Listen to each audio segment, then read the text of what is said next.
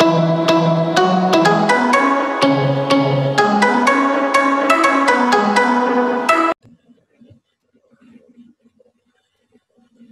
this video, we're going to discuss Avogadro's law. Avogadro's law can be stated in two ways. In one way, it says that at the same temperature and pressure, equal volumes of different gases contain the same number of molecules. मतलब अगर हमारे पास temperature और pressure जो है वो same रहेगा और volume जो है वो भी सेम हो किसी भी गैस का, तो उसमें नंबर ऑफ मॉलिक्यूल्स जो हैं वो सेम होंगे। या हम इसको इस तरह से डिफाइन कर सकते हैं, at a constant pressure and temperature the volume of a gas is directly proportional to the number of moles of the gas present. अगर आपके पास टेम्परेचर और प्रेशर कांस्टेंट होगा तो उस वक्त किसी भी गैस का जो वॉल्यूम है वो उसके नंबर ऑफ मोल्स के डायरेक्टली प्रोपोर्शनल होगा। एवोगाड्रोस लॉ को रिप्रेजेंट इस तरह से किया जाता है, V is directly proportional to N। यहाँ पर जो V है that is the volume of the gas और N is the number of moles. अब यहाँ पर अगर हम प्रोपोर्शनलिटी कांस्टेंट जो है इसको रिमूव कर दें तो हमें कांस्टेंट लगाना पड़ेगा और that's constant is K। V is equal to Kn। ये एवोगाड्रोस इक्वेशन हो गया। अब अगर आपके पास कोई भी जो 1 मोल ऑफ गैस होता है उसका जब सेम टेम्परेचर और प्रेशर हम इसका STP पे लेते हैं, standard temperature and pressure. Standard temperature is 273 kelvin और स्टैंडर्ड प्रेशर जो है दैट इज 1 एटमॉस्फेयर। जब गैस का टेम्परेचर जो है वो 273 होगा और उसका प्रेशर 1 एटमॉस्फेयर होगा तो उस वक्त उसका वॉल्यूम जो है वो 22.414 डेसीमीटर क्यूब होता है। और ये जो वॉल्यूम है this is called as molar volume.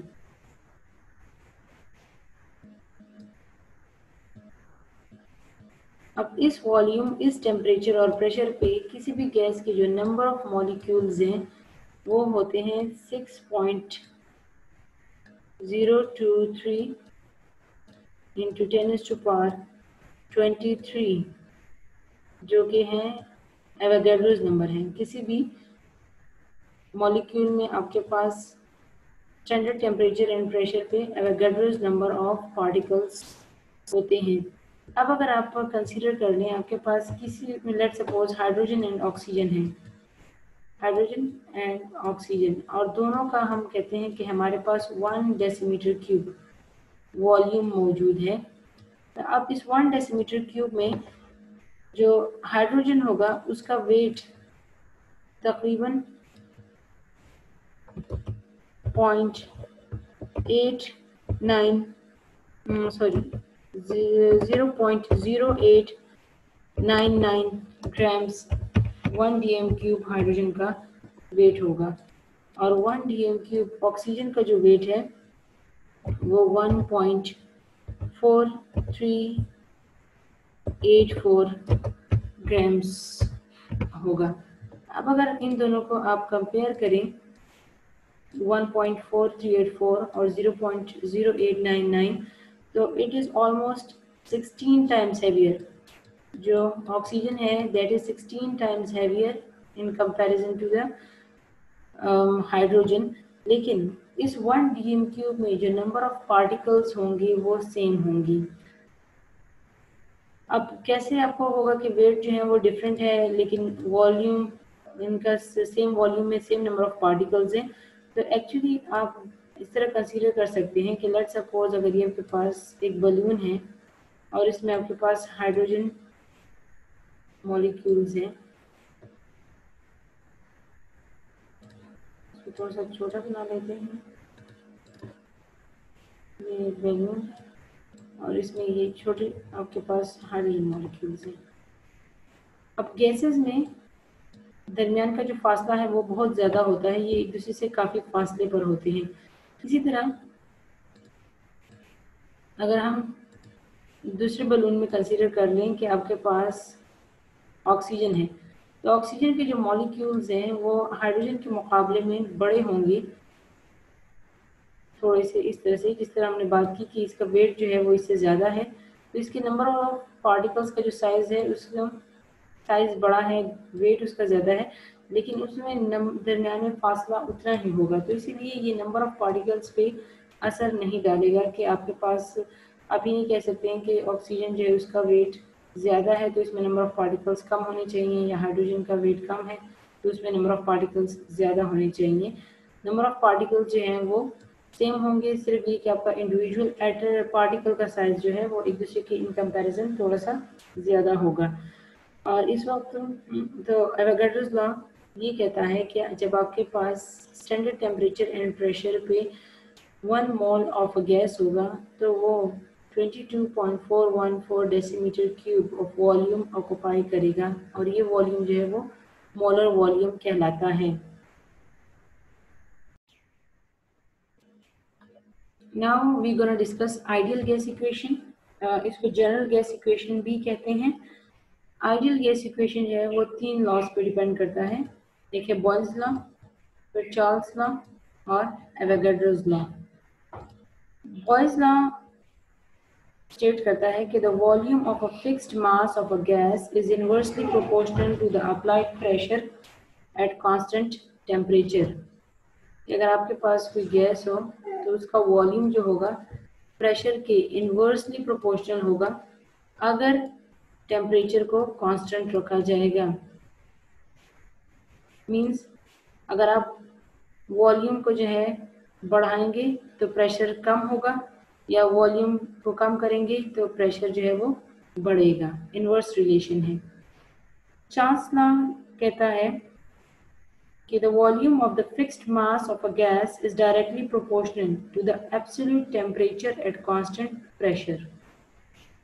Volume is directly proportional to temperature at constant pressure. अगर प्रेशर को कांस्टेंट रखेंगे तो वॉल्यूम जो है वो टेम्परेचर के डायरेक्टली प्रोपोर्शनल होगा। अब टेम्परेचर बढ़ाएंगे तो वॉल्यूम बढ़ेगा, टेम्परेचर को कम करेंगे तो वॉल्यूम कम हो जाएगा। Avogadro's law states that the volume of a fixed mass of a gas is directly proportional to its number of moles at constant temperature and pressure. Volume जो है वो directly proportional है to the number of moles अगर आप temperature and pressure दोनों को constant रख देते हैं। अब ideal gas equation में इन तीनों laws को combine कर दिया है।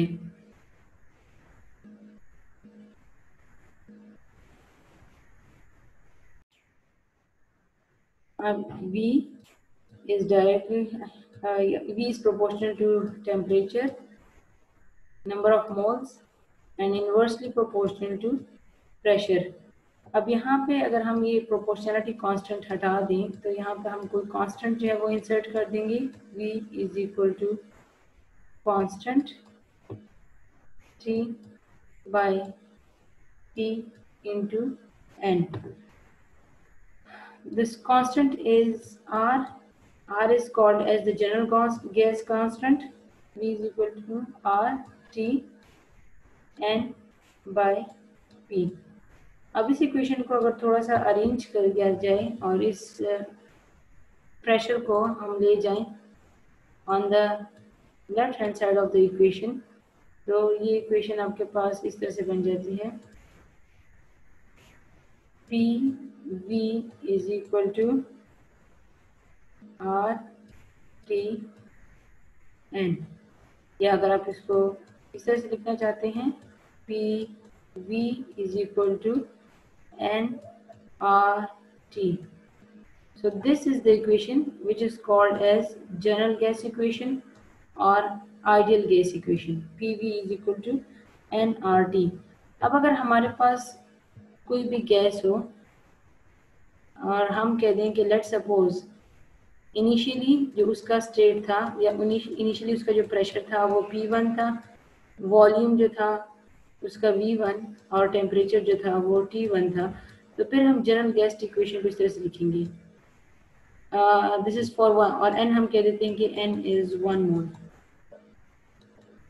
तो ये इक्वेशन आएगी P1V1 is equal to RT1। अब इस इक्वेशन को अगर हम थोड़ा सा अरेंज कर लें और T को जो है हम दूसरी साइड पे ले आए तो P1V1 डिवाइड, ये यहाँ पर मल्टीप्लाई हो रहा है तो इस साइड पे ये डिवाइड होगा, P1V1 divided by T1 is equal to R। अब अगर इस गैस का टेम्परेचर चेंज कर दिया जाए या प्रेशर चेंज कर दिया है तो बाकी स्टेट्स भी इसकी चेंज हो जाएंगे। तो फिर हम कहेंगे कि लेट्स सपोज इसका जो फाइनल प्रेशर है वो P2 है, फाइनल वॉल्यूम V2 है और फाइनल टेम्परेचर T2 है।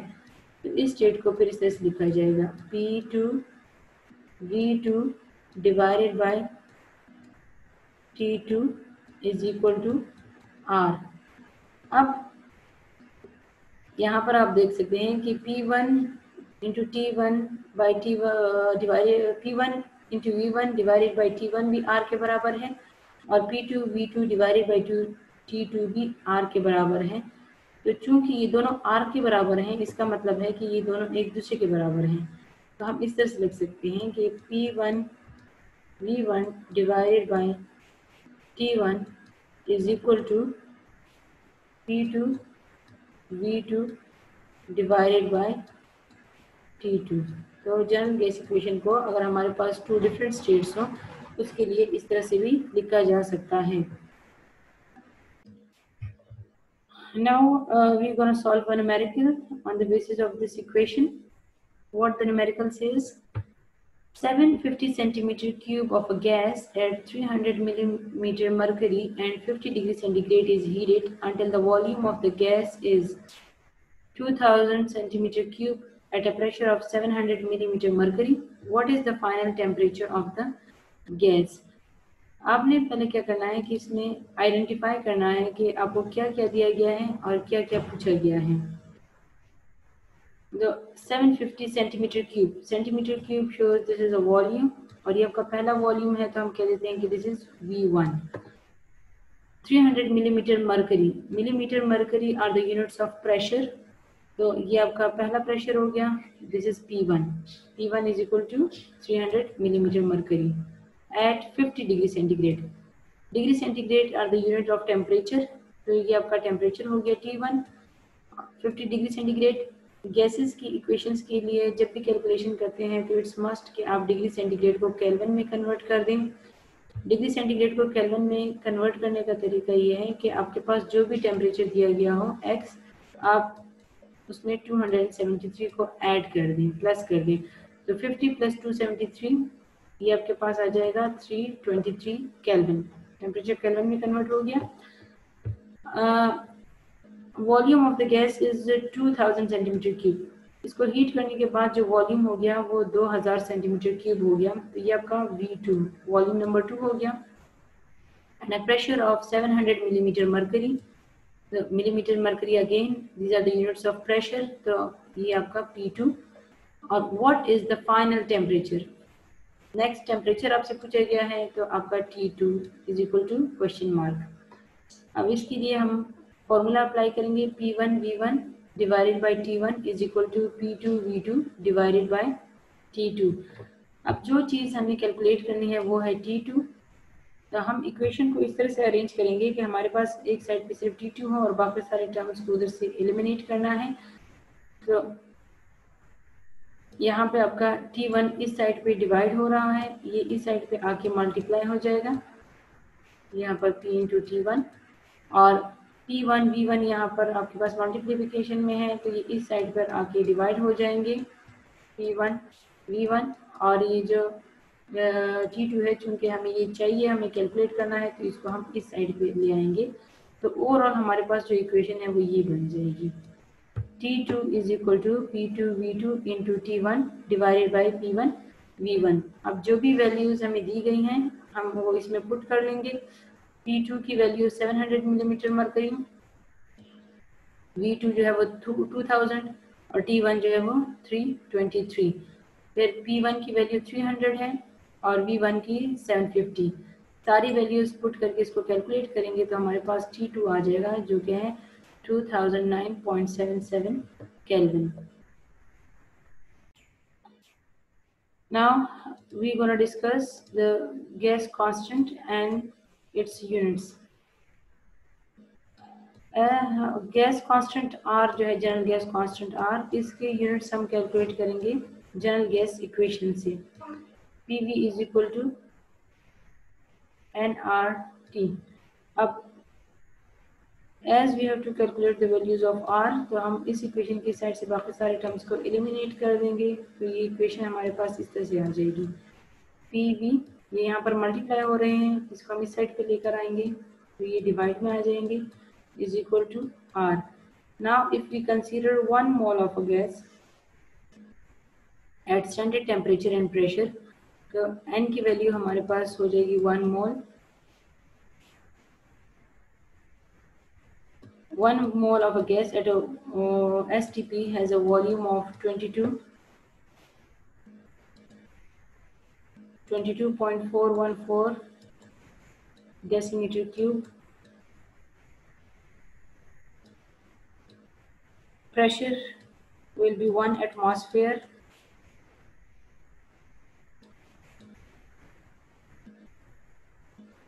And the standard temperature is 0 degree C, which will be converted into Kelvin. तो हम इसमें 273 ऐड कर लेंगे, तो ये 273 केल्विन मिल जाएगा। अब ये वैल्यूज हम इस इक्वेशन में पुट कर देंगे, तो हमारे पास R की वैल्यू आ जाएगी। R is equal to 1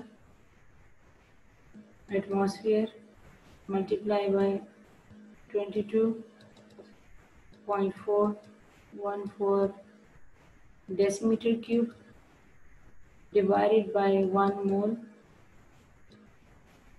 multiply by 273 kelvin.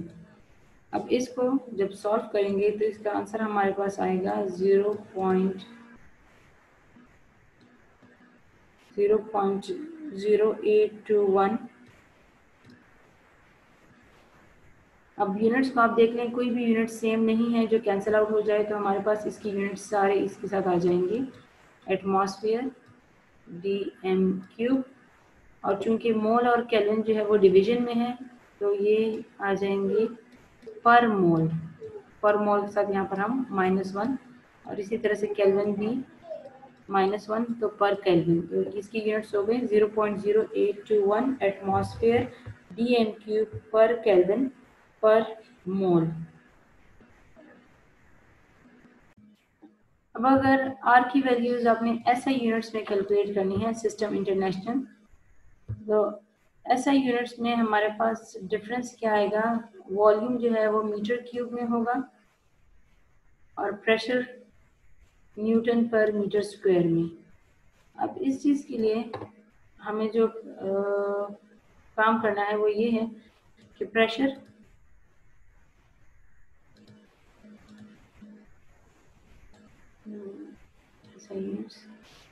को कन्वर्ट करेंगे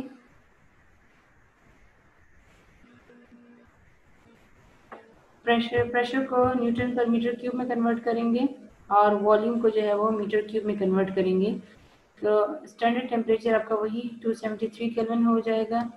प्रेशर जो है वो 1 एटमॉस्फेयर है। 1 एटमॉस्फेयर को न्यूटन पर मीटर क्यूब में जो वैल्यू है that is 101,325 newton per metre cube. Volume, molar volume की वैल्यू 22.4 डेसीमीटर क्यूब है। इसको जब मीटर क्यूब में कन्वर्ट करेंगे तो 1000 से डिवाइड कर देंगे। डिवाइड करने पर ये वैल्यू हमारे पास आ जाएगी 0.024 मीटर क्यूब। अब ये जो वैल्यूज आ गई हैं, इसको हम जनरल गैस इक्वेशन के लिए जो R P V is equal to n R T से जो हमने इक्वेशन निकाली, इसमें पुट कर देंगे। R is equal to P V divided by n T. अब प्रेशर की अब जो वैल्यू है वो 101,325 वो पुट कर दी। वॉल्यूम जो है वो 0.024 मीटर क्यूब, ये वैल्यू पुट कर दी। नंबर ऑफ मोल्स 1 मोल और टेम्परेचर जो है वो 273 केल्विन। तो अब इसको सारी वैल्यूज पुट करके जब हम इसको कैलकुलेट करेंगे तो आर की वैल्यू हमारे पास आ रही है 8.313 newton metre square metre cube per mole पर केल्विन। ये न्यूटन मीटर स्क्वायर ये आ गया, मीटर क्यूब यहाँ पर, और ये पर मोल और पर केल्विन। अब यहाँ पर जो मीटर वाले यूनिट्स हैं इसको आप देखें, अगर आप मैथ्स का रूल है कि अगर आपके पास बेसिस जो है वो सेम हो तो उनके पावर्स आप ऐड अप कर लेते हैं। तो एक जो पावर है वो -2 है, एक पावर 3 है, तो हम इसको अगर ऐड अप कर लेते हैं तो ये आपके पास -2 + 3 आ जाता है, और -2 + 3 का जो आंसर है वो x +1, या +1 को हम अगर मेंशन ना करें तो it's just will be x। तो यहाँ पर वैल्यू जो है ये वैल्यू न्यूटन मीटर स्क्वायर और मीटर क्यूब, इसमें से आपके पास सिर्फ मीटर रह गया। तो वैल्यू ओवरऑल क्या बन गई, 8.313 न्यूटन मीटर पर मोल पर केल्विन। अब ये जो न्यूटन मीटर है this is also called joule. आपके पास ये फॉर्मूला है W = FD, work = force into distance. यहाँ पर फोर्स जो है वो न्यूटन है और डिस्टेंस मीटर, और वर्क को जूल्स में मेजर किया जाता है। तो जूल्स जो है वो न्यूटन मीटर के बराबर है। तो हम इस इक्वेशन को, या सॉरी इट्स यूनिट्स को यूँ भी लिख सकते हैं कि R = 8.313 जूल पर मोल पर केल्विन। अब joules जो हैं that can be converted into calories. 1 calorie is equal to 4.184 joules. 1 calorie जो है वो 4.184 joules के बराबर है। तो अगर हम 8.3143 को डिवाइड कर दें 4.184 से, तो हमारा ये जो जूल्स वाली यूनिट है ये कन्वर्ट हो जाएंगी कैलोरीज में, और इसका आंसर हमारे पास फिर आएगा 1.987 कैलोरीज पर केल्विन पर मोल। So different units can be used for R depending on the units of pressure, volume. ये प्रेशर और वॉल्यूम के लिए हम जो वैल्यू यूज़ करेंगे उसके मुताबिक R की वैल्यूज चेंज होती जाएंगी। अगर प्रेशर और वॉल्यूम को हम एटमॉस्फेयर और डेसीमीटर क्यूब में लेते हैं तो R की वैल्यू 0.0821 होगी।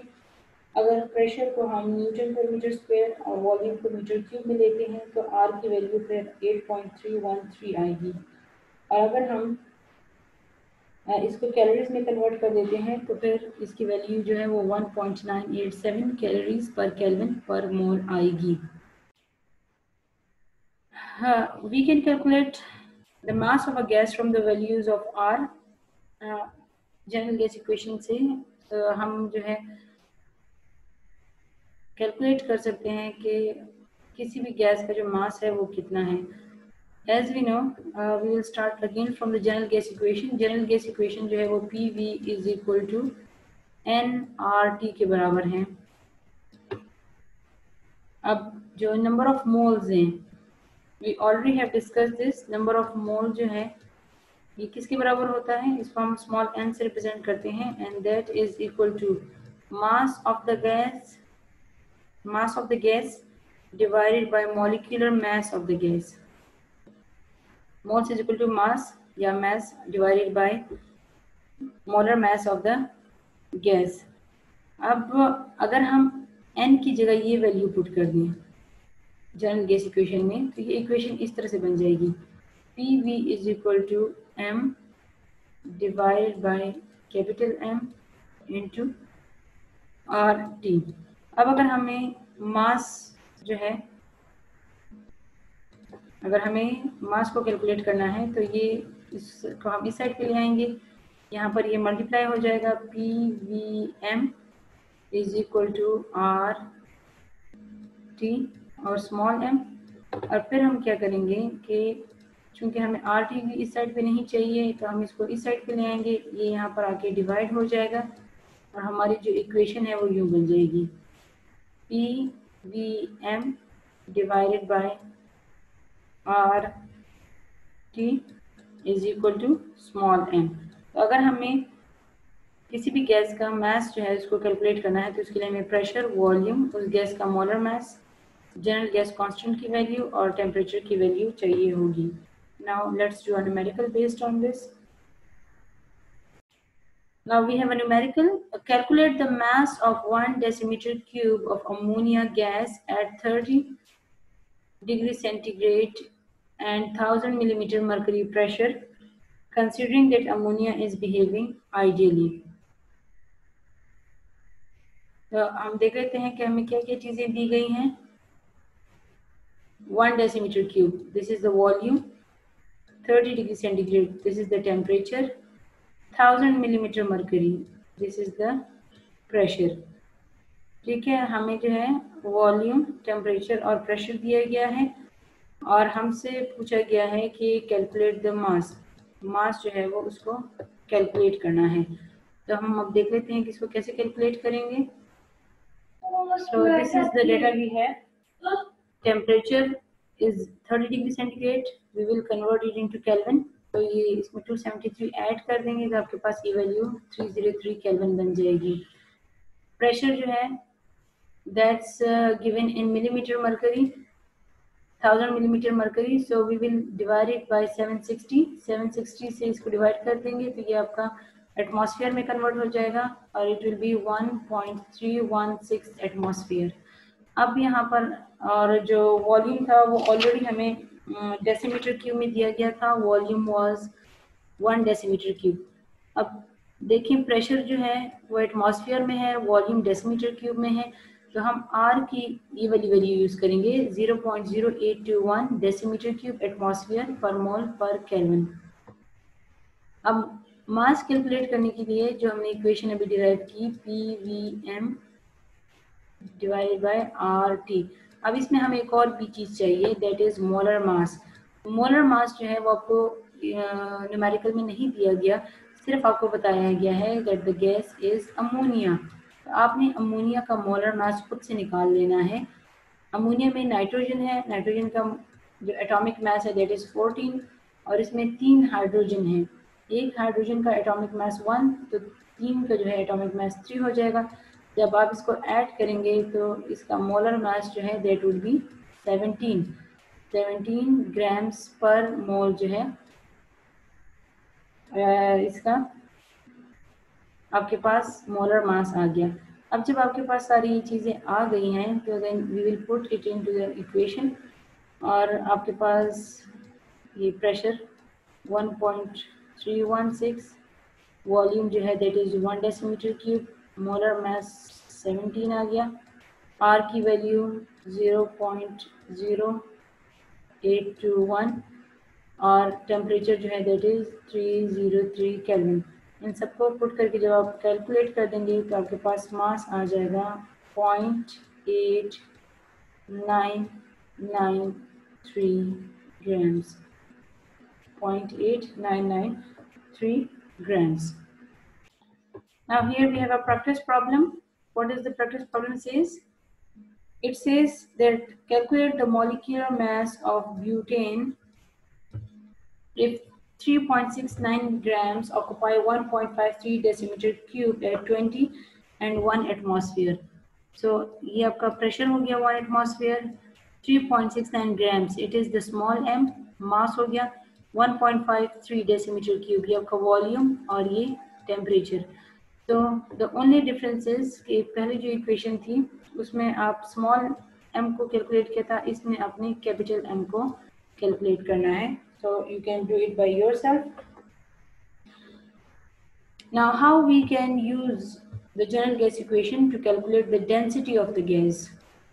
इसके लिए भी हम सेम डेरिवेशन करेंगे. General gas equation is equal to PV is equal to nRT. अब n is the number of moles which is given by the formula mass of the gas divided by the molecular mass of the gas. तो number of moles की values हम यहाँ से इस equation में put कर देंगे. अब जो वैल्यूज पुट करने के बाद फाइनल जो हमारे पास इक्वेशन बन गई that is PV is equal to m/n/RT. अब इस इक्वेशन को अगर हम थोड़ा सा अरेंज कर लें, अगर हम अब m को इस साइड पे ले आए तो ये इधर मल्टीप्लाई हो जाएगा V जो है वो यहाँ पर मल्टीप्लाई हो रहा है, हम इसको इस साइड पे ले आएंगे तो ये डिवाइड हो जाएगा, हमारे पास ये इक्वेशन बन जाएगी PM is equal to M/V RT।